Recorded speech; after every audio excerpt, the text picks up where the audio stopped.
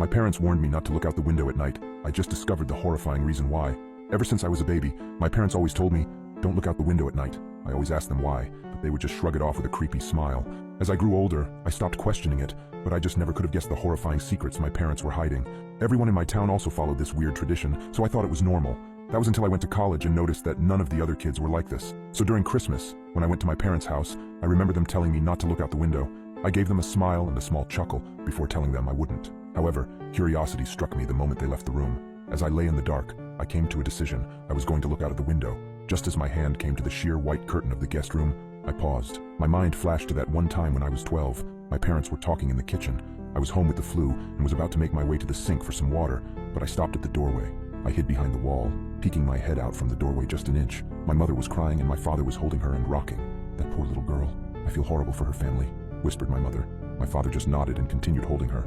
I went back to my room after that. Several hours later, my dad came up to my room with several pieces of wood and boarded up my windows. "What are you doing that for, Dad?" I asked him. "Oh, it's nothing. Just safety reasons," he replied. I learned at school the next day that a little girl was found dead the previous morning, the window broken and curtains torn. I snapped back to the present. My hand drew back from the curtain. I shook my head, cursing myself for being so weird. What was the worst that could happen? It was just a window, it couldn't hurt me, right? As I reached my hand out again, my instinct was telling me to stop.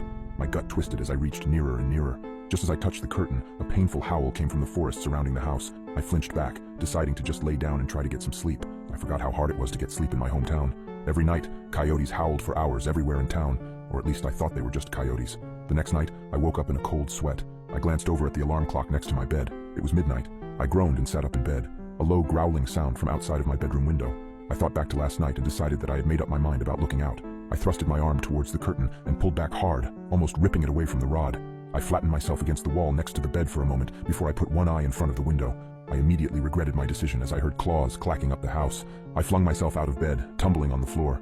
I stood up and got back up on the bed. I stuck my face closer to the window as the clacking got closer and closer. It suddenly stopped for a second before the most terrifying creature popped up from outside, emitting a horrible shriek as it did so. I can never forget its face, the way the hollow eyes oozed some kind of black substance, like tar, and the way its lips were pulled back into a gruesome grin, the teeth blood-stained and razor-sharp. It looked like it had 4 limbs, its front 2 slamming on the glass and pounding. As I was frozen in front of the window in terror, my parents burst into the room. My father held a shotgun. He marched up to my bed and yanked me away from the window. He pointed his shotgun at the creature, shooting a bullet at it. The thing scrambled away, leaving the window almost completely shattered. "Damn it, son, it was a simple task. Just don't look out the window. How hard is that?" My dad shouted at me. I wasn't processing his words. I was sitting on the floor, arms and legs splayed everywhere in utter shock. What the hell had I just seen? My mother ran to the bedroom door. She had tears in her eyes. "Is everyone all right?" she asked. "Yeah, we're fine. We still gotta get that creepy effing monster."